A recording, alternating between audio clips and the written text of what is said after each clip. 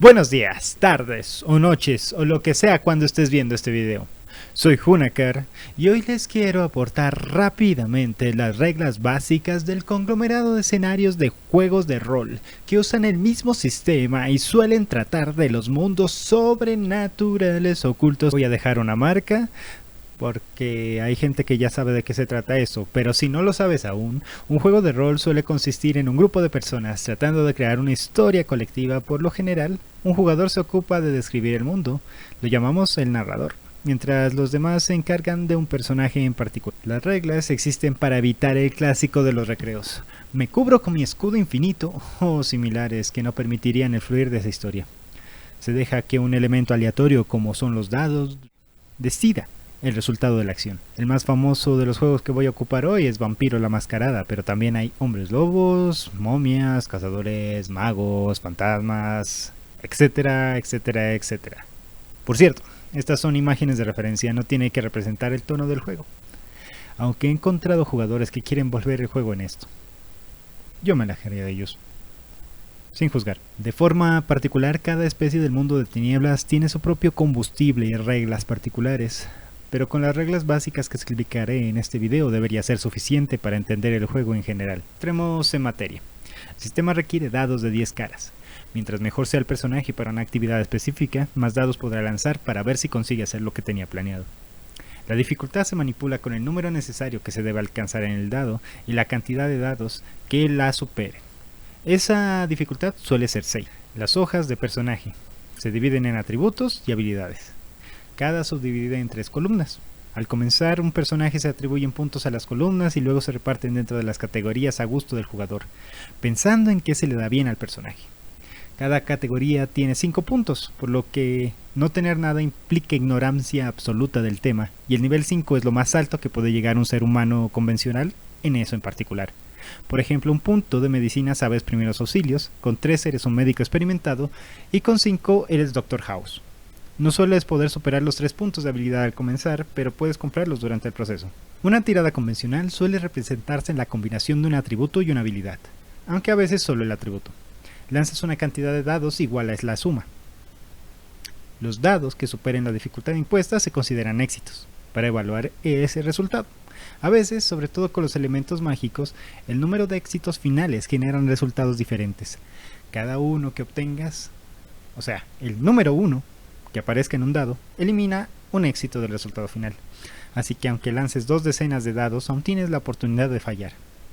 Si obtienes un 1 en la tirada y no tienes ni un solo éxito que se pueda eliminar por este 1, se considera una pifia. Así que prepárate para el peor resultado. Si estabas infiltrándote, activaste todas las alarmas. Si estabas impresionando a un noble, no puedes contener un eructo o cualquier otra cosa que puedas imaginar. Dependiendo del manual, puedes gastar puntos en los trasfondos, ventajas más específicas para el tipo de juego que tengas, al igual que los méritos y defectos. A más defectos consigas, más ventajas puedes comprar con los puntos que te dan los defectos. La fuerza de voluntad es un valor importante que al gastar una unidad permite obtener un éxito automático que no depende de tirada de dados y te evita la pifia absoluta porque ya tienes un éxito. Los juegos de rol suelen concentrar la mayor parte de sus especificaciones en combates, situaciones tensas donde la vida de los personajes se ponen en juego. A mi manera de ver, puedes generar la misma tensión sin necesidad de riesgo físico, pero eso mejor lo dejo para otro video.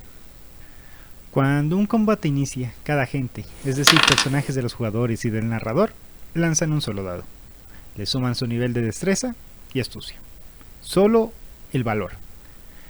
Esta es la única tirada que te asegura un resultado mínimo. Así se crea la cadena de eventos del mayor a menor. Sin embargo, lo primero que sucede es una ronda de enunciación.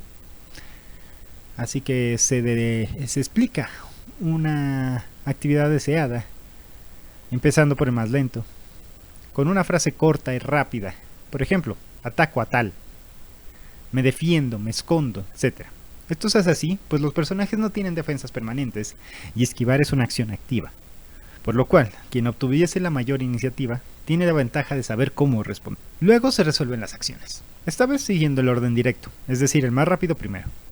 Se puede cambiar la acción a realizar a cambio de un aumento de dificultad o de un punto de fuerza de voluntad dependiendo de la edición que juegues o el acuerdo que tenga tu mesa. Importante, cada mesa juega como cada mesa. Son únicas.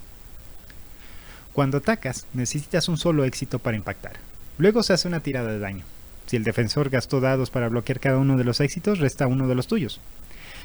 Dependiendo del arma se lanzan los dados de daño, más un número de dados igual a los éxitos extra de la tirada de ataque, es decir, sin contar el éxito mínimo para impactar.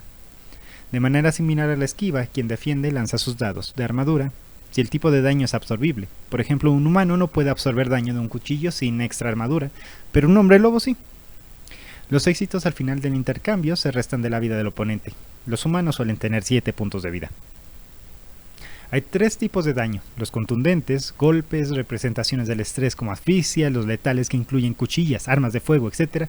y los agravados provenientes de fuego, magia y radiación, entre otros. Es lo peor, más difíciles de curar. Cada manual lista ejemplos de cómo son afectadas las distintas especies. Como dije anteriormente, un humanoide suele tener 7 puntos de vida. Cuando las casillas se llenen con golpes contundentes, el objetivo es noqueado. Si a un objetivo noqueado se le siguen aplicando daños contundentes, convierte esas casillas en letales. Si recibe daños de mayor nivel, estos se reemplazan las casillas superiores y marcan el mismo número por debajo. Con las casillas cubiertas de daños letales o agravados, el personaje muere inmediatamente. Las categorías de las casillas de vida se reduce los dados máximos que puede lanzar, así mientras más golpeado, menos combate puede dar, pero puedes ignorar la penalización gastando un punto de fuerza de voluntad, según la mayoría de los manuales, porque no los he leído todos. Eso es lo básico del combate. Ya para terminar voy a llegar a una regla que mis jugadores no suelen usar, pero me parece interesante. El personaje puede dividir el máximo de dados gastados para, por ejemplo, defenderse de 2 enemigos simultáneos.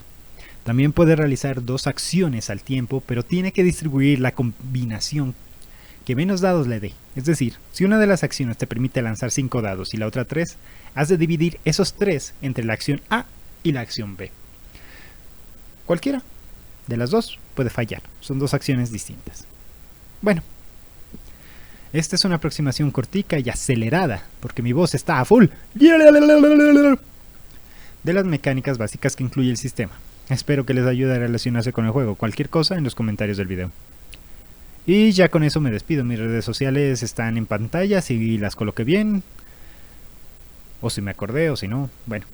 No se olviden de echarle un ojo a mi cómic Tiro con Efecto, además del resto de cosas que les estoy haciendo publicidad justo ahora. Y sin más, chao gente.